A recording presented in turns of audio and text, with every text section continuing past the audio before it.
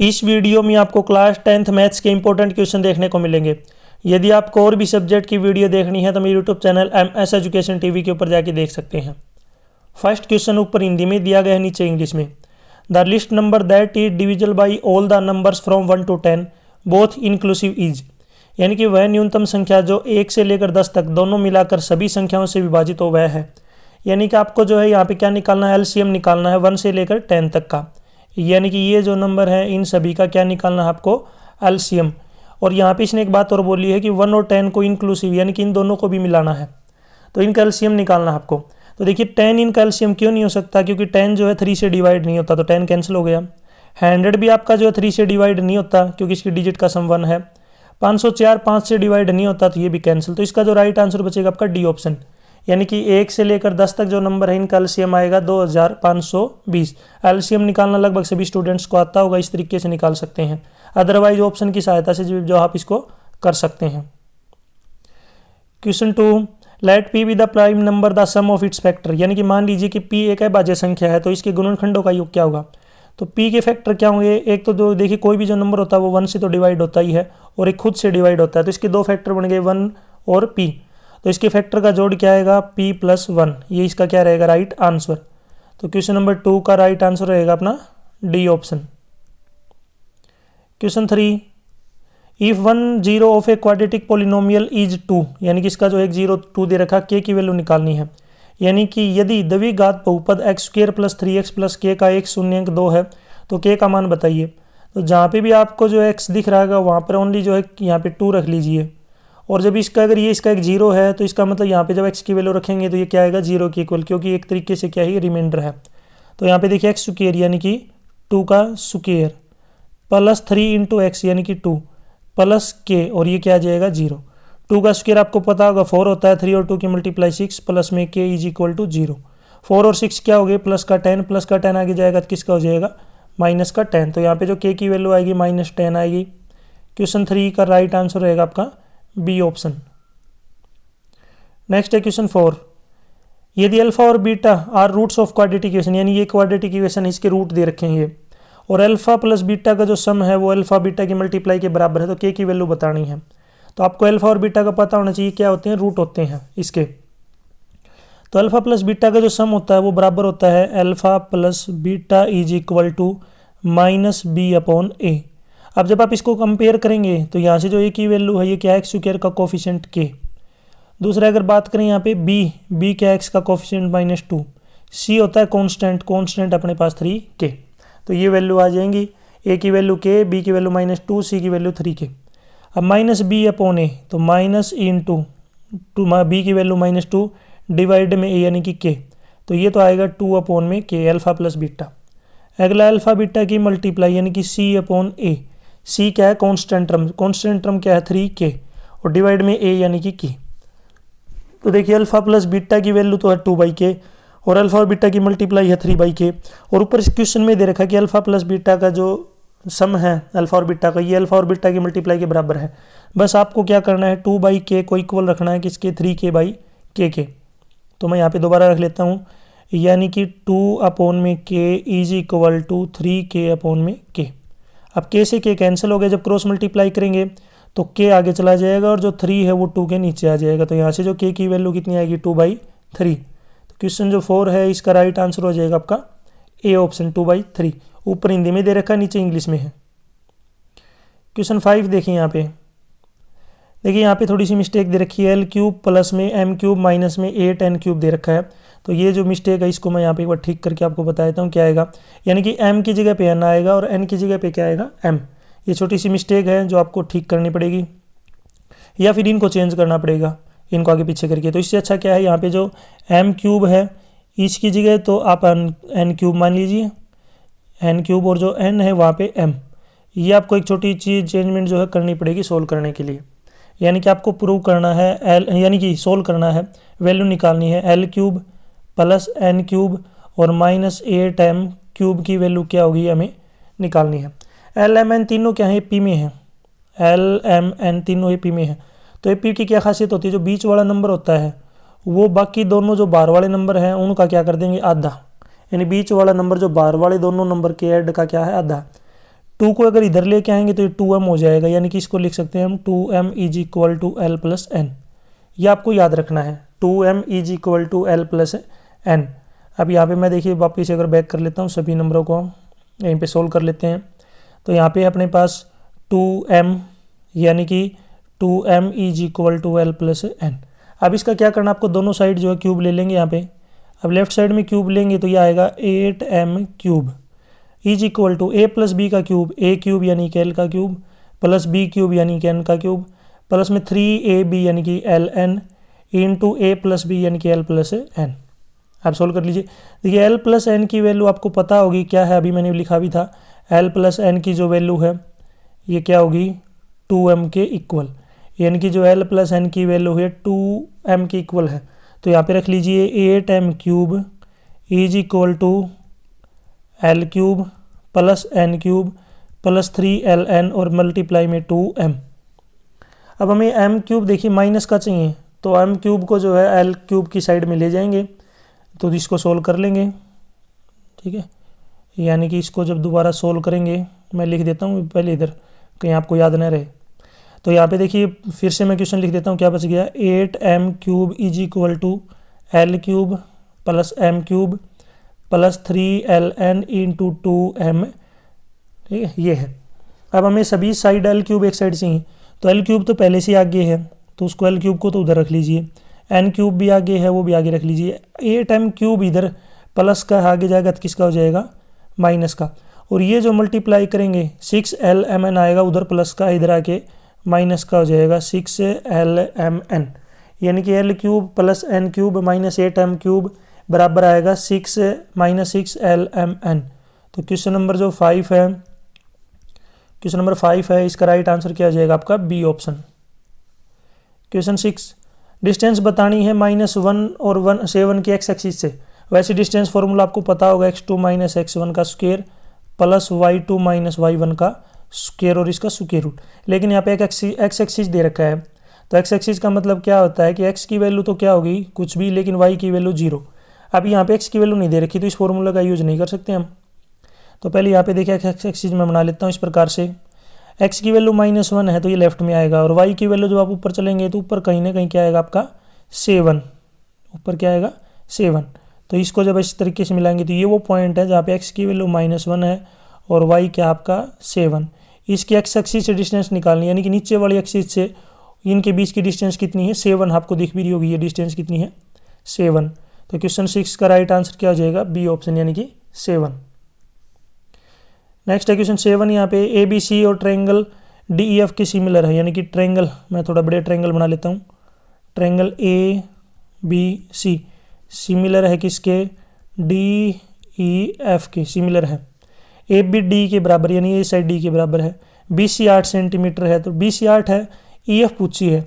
तो जब दोनों ट्रायंगल सिमिलर है तो जो पहली वाली साइड अगर बराबर है तो इसका मतलब जो ए सी है वो किसके बराबर होगा, डी एफ के। ए सी किसके बराबर होगा, डी एफ के। और इसी प्रकार जो ए बी है ये किसके बराबर होगा, डी ई के।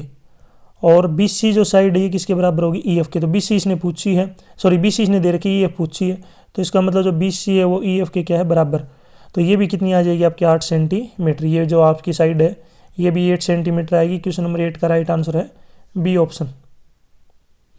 नेक्स्ट है क्वेश्चन 9। देखिए यहाँ पे, सॉरी क्वेश्चन 8 ऊपर हिंदी में दिया गया, नीचे इंग्लिश में है, तो यहाँ पे पढ़ते हैं। देखिए ये दिए गए चित्र में ए बी ओ पर केंद्रित वृत्त की एक स्पर्शरेखा यानी कि टेंजेंट दे रखी है, और ओ से एक इसको मिलाया गया है। ओ ए की जो लंबाई ये 6 सेंटीमीटर है, एंगल ओ ए बी ये 30 डिग्री का है। रेडियस निकालनी, तो ये रेडियस को मैंने मान लिया आर। रेडियस हमें टेंजेंट के साथ 90 डिग्री का एंगल बनाती है। पाई जो है यहाँ पे यूज़ कर लेंगे हम, थीटा दे रखा है, यानी कि साइन थीटा बराबर होता है परपेंडिकुलर अपॉन में हाइपोटेन्यूज। आप लिख लेते हैं sine 30 degree is equal to perpendicular कितना है आर, हाइपोटेन्यूज है 6। 60 साइन 30 की वैल्यू होती है 1/2 is equal to R by 6। Cross multiply करेंगे तो 6 इधर ऊपर आ जाएगा, तो आर आएगा 6/2 यानी कि 3 सेंटीमीटर। रेडियस हमें बतानी थी, तो इसकी रेडियस कितनी आ जाएगी, 3 सेंटीमीटर। तो इसमें जो ए ऑप्शन है क्वेश्चन नंबर 8 का right answer. Question 9, the tangent to a circle intersect it and dash point, यानी कि जो टेंजेंट होती है सर्कल को कितनी जगह पे टच करती है, तो याद रखना सर्कल को जो है ये टेंजेंट एक ही पॉइंट पे टच करती है, तो इसका राइट आंसर क्या आ जाएगा 1। एक टेंजेंट जो है सर्कल को एक ही पॉइंट पे टच करती है। आपको मुझे कमेंट सेक्शन में बताना है एक सर्कल के अंदर पैरेलल टेंजेंट, जिसको हम समानांतर बोलते हैं, पैरेलल टेंजेंट कितनी हो सकती हैं, यानी कि जोड़े कितनी हो सकती हैं एक बार में, यानी कि पैरेलल टेंजेंट जो है कितनी होती हैं एक बार में, आपको बताना है एक सर्कल की। क्वेश्चन 10 देखिए 1 - tan स्क्वायर 45 अपॉन में 1 + tan स्क्वायर 45। तो आपको पता होगा tan 45 की वैल्यू होती है 1 का स्क्वायर डिवाइड में 1 प्लस में 1 का स्क्वायर। ऊपर तो आएगा 1 - 1, नीचे आएगा 1 + 1, ऊपर तो 0 नीचे आएगा 2, 0 को जब 2 से डिवाइड करेंगे कितना आएगा 0। तो यहाँ पे जो इसका राइट आंसर रहेगा आपका 0, ऊपर वाले का मैंने आपको बता दिया 1। क्वेश्चन 11 देखिए यहाँ पे कोस ए का जो एब्रीविएशन है वो कोसिकेंट ए का होता है, नहीं, कोस ए जो होता है यानी कि किसका एब्रीविएशन है, कोसाइन का है, कोसाइन ए का, और इसने कोसिकेंट बोला है। तो यहाँ पे भी देखिए कोसिकेंट का होता है कोस ए, कोसेक ए, यानी कि कोसिकेंट ए, यानी कि कोसाइन का एब्रीविएशन है, कोसेक जो है कोसिकेंट ए का एब्रीविएशन है। लेकिन ये कह रहा है कि जो कोस ए है ये कोसिकेंट ए का एब्रीविएशन है, तो इसका नहीं है। तो इसका मतलब ये जो स्टेटमेंट है यहाँ पे क्या हो जाएगी अपनी फॉल्स। 11 का राइट आंसर फॉल। 12 का देखिए यहाँ पे कोस की वैल्यू दे रखी है आपको 2 + tan स्क्वायर की वैल्यू निकालनी है। तो इसको करने के लिए एक तो आप ट्रायंगल की हेल्प ले सकते हैं, यानी कि ट्रायंगल बना लेंगे हम इस तरीके से। कोस की वैल्यू क्या होती है बेस अपॉन में हाइपोटेन्यूज, ये अपना एंगल ए हो गया। तो ये अपना जो है कोई भी एंगल दे रखा है, तो इसका मतलब बेस जो है क्या नीचे वाला है बी, ये अपने पास 4 है, हाइपोटेन्यूज कितना 5 है, जब परपेंडिकुलर निकालेंगे 3 आएगा। तो यहाँ से जो सोल्व करेंगे इसको तो 2 + में 2 × tan स्क्वायर, तो tan ए की जो वैल्यू होगी क्या होगी परपेंडिकुलर अपॉन बेस, यानी कि 3/4, और 3/4 का स्क्वायर करेंगे तो 9 कितना आएगा 16, 9/16। अब इसको सोल्व कर लेते हैं, देखिए 2 से काटेंगे 8 पे कटेगा, 2 + 9/8, एलसीएम लेंगे 8, एलसीएम 8 को 2 से मल्टीप्लाई 16, 16 में जब हम 9 ऐड करेंगे 25। तो इसका राइट आंसर क्या हो जाएगा 25/8। दूसरा तरीका क्या है, यहाँ पे कोस की वैल्यू दे रखी है तो पहले साइन की निकाल लीजिए। साइन के लिए क्या करना पड़ेगा 1 - कोस स्क्वायर है और इसका स्क्वायर रूट। तो 1 - कोस स्क्वायर है यानी कि 4 का स्क्वायर 16, 5 का स्क्वायर 25 और इसका स्क्वायर रूट। एलसीएम लेंगे 25 आएगा, 25 में से जब 16 को घटाएंगे 9/25 और इसका स्क्वायर रूट कितना होगा 3/5। अब आपको देखिए 2 प्लस इसकी वैल्यू निकालनी है, तो ये आ जाएगा 2 + में 2 tan स्क्वायर है यानी कि साइन स्क्वायर है, साइन की वैल्यू है 3/5 यानी कि स्क्वायर करेंगे, चलो स्क्वायर बाद में कर लेंगे, 3/4 लिख लेता हूँ, डिवाइड में कोस की वैल्यू है 4/5 और इसका स्क्वायर। जब सोल्व करेंगे इसको तो देखिए 3/5, 3/4 नहीं 3/5, 5 से तो 5 कट जाएगा, तो यहाँ पे बचेगा 2 + में 2 × 3 का स्क्वायर कितना होगा 9 और 4 का स्क्वायर 16।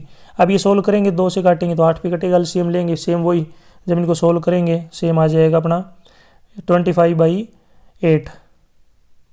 तो इसमें जो क्वेश्चन नंबर 12 का राइट आंसर क्या होगा 25/8।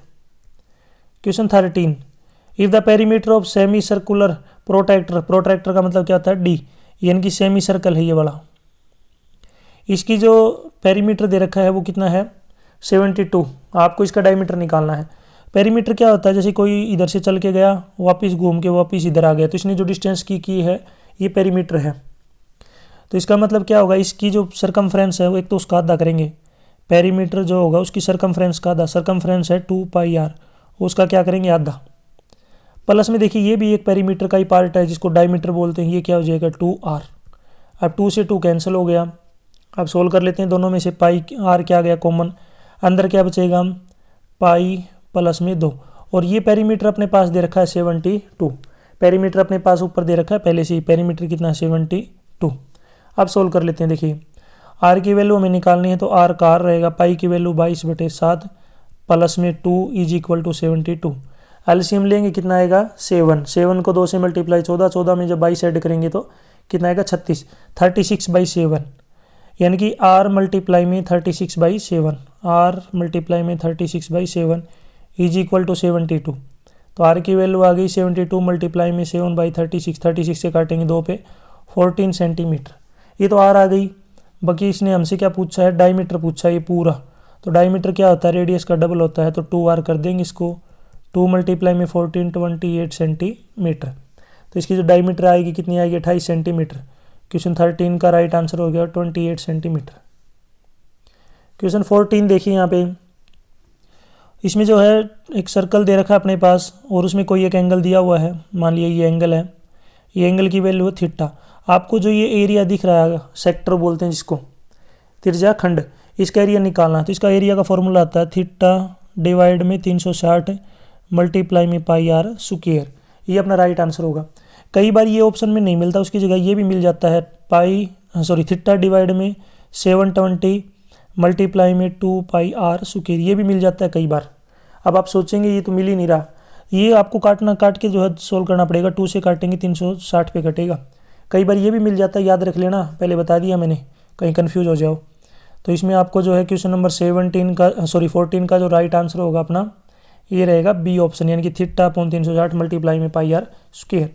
आपसे अगर सरकमफ्रेंस पूछ ले तो थीटा अपॉन में 360 सरकमफ्रेंस के लिए क्या लिख देंगे, 2 पाई आर। नेक्स्ट है क्वेश्चन 15 का है, to solid hemisphere of the same radius same base are joined together along their base, then the curved surface area of new solid is। यानी कि दो हेमिस्फीयर हैं, उनको आपस में जोड़ने के बाद क्या जो है कर्व्ड सरफेस एरिया बनेगा ये बताना है। तो देखिए ये हेमिस्फीयर हो गया अपने इस टाइप से, एक हेमिस्फीयर मैं इधर ले लेता हूँ और दोनों हेमिस्फीयर बराबर हैं। जब इनको दोनों को जोड़ दिया, वैसे तो इसका जो है आपको पता होगा कर्व्ड सरफेस एरिया हेमिस्फीयर का कितना होता है, 2 पाई आर स्क्वायर, और टोटल होता है 3 पाई आर स्क्वायर।